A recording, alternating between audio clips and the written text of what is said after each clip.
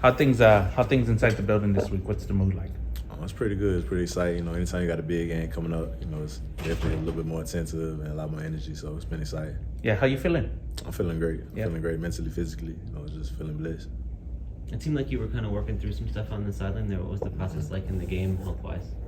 Just a little banged up, but I got back, bounced right back in the second quarter or the third quarter after the half. So just working on some kinks, but just glad to be back. What's it like within a game where Kavorian's a little bit banged up, kind of not sure how much he's going to go, and then you're dealing with some things like the process of kind of shuffling at that position? What's that like within a game? I think it's just make sure everybody stays ready. You never know what's going to happen during the game. So throughout the week, we all just make sure we all equally prepared. And say if I go down, Kavorian goes down, anybody else goes down, God forbid, next man up mentality. Yeah, we've talked a lot about the depth at that position through this season. How valuable is that becoming for you guys late in the year? I think it's really just helped us all the way. If I'm being honest with you, we 12 right now in the season. Still having 3 backs that are able to go, and other positions as well. I think that's definitely been a big thing for us, and has a lot of success. What stands out to you about Tulane's defense? I'll definitely say they're really good defense. Honestly, they're number 2 in the country in terms of stopping the rush. So. Me being a running back, anytime you go into a game like that, it's definitely a little chip on your shoulder. But, definitely had a good D-line. They safeties play down a little bit, so that's definitely been helping them stop the run. So just understanding paying attention to details, how we could attack that.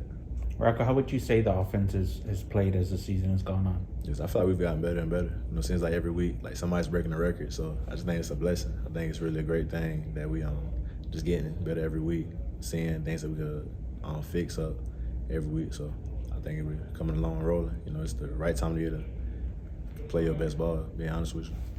You guys obviously had a huge offensive game against USF, but the running backs were not as productive as we've seen in the past. Was there anything they did to try to take that part of the game away for you guys? Yeah, I feel like teams, they're definitely paying a little bit more attention. Anytime you have success all season, they're going to start to load the box up a little bit more. So, that's just a part of the game. Some games you're going to hit, some games you aren't. So, they're also a team that started to run pretty well, so we're able to pass the ball. Coach Traylor said that this was a game where you guys really unleashed Frank Harris's running ability, and we saw that with the production. Yes, how much does it change the offense when he's kind of doing that much with his legs and providing that element to what you guys do? I think that's just true balance, honestly, because then you have to have backers that just aren't focused on the run. You got to have somebody key in the quarterback. So you're going to have somebody playing the pass, somebody playing the run, somebody playing the quarterback. So really just a lot of ball to spread around the field, a lot more. This is like a playoff atmosphere almost with this game probably getting you into the conference championship if you win. How does that change just kind of the day-to-day or just what it feels like at this stage of the season? I would say not to give it too much energy. Just like you go in any other game, it's the next game. So I think it's just a little bit more, it's a win-to-go-home mentality. So I think you're going to get the best from both teams. But honestly, I don't think we give it too much energy, too much attention. It's just you got to play the play. You got to play. Do you have to worry, though, because this is on national TV, it's on a holiday, there's going to be a lot of people that are going to have eyes on this. This is you guys' chance to show the country that UTSA has arrived. Do you guys, I realize that for the cameras, you're going to sit there and say, no, we're taking this as one game.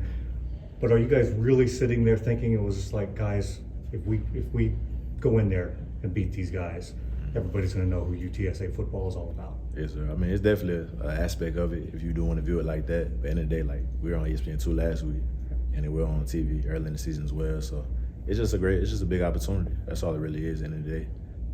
It's still going to be 100 yards. It's still going to be, the same team, same defense, same offense. So you got to think, you got to execute on the field. You're not on the field and the camera right in your face and you saying hello to your mama. So you got to play ball. This is the first time in a while you guys are going into a game not favored, where I think people are giving Tulane a little bit of an edge there. Does that change anything for you guys? You have like an underdog mentality at all? I don't think it does. I wouldn't say. You can have a chip on your shoulder, and I think that definitely does help. And I think it's just going out there and executing and playing ball to how we know how to play. I think a lot of people from the beginning of the season had you guys right at the top of the league and thought that this would come down to this matchup. Is it something that you kind of projected or looked forward to or circled at all at any point? And you think this would be a big one? I thought we just circle every team we play. Tulane definitely had a lot of success last year being the combo champs. So, you do have to respect this team a little bit more. They have their brand of football, we have our brand of football. So that's how I feel about it. With Thanksgiving on Thursday and you guys playing on Friday, what are your thoughts on just getting to play around Thanksgiving? I think it's really exciting.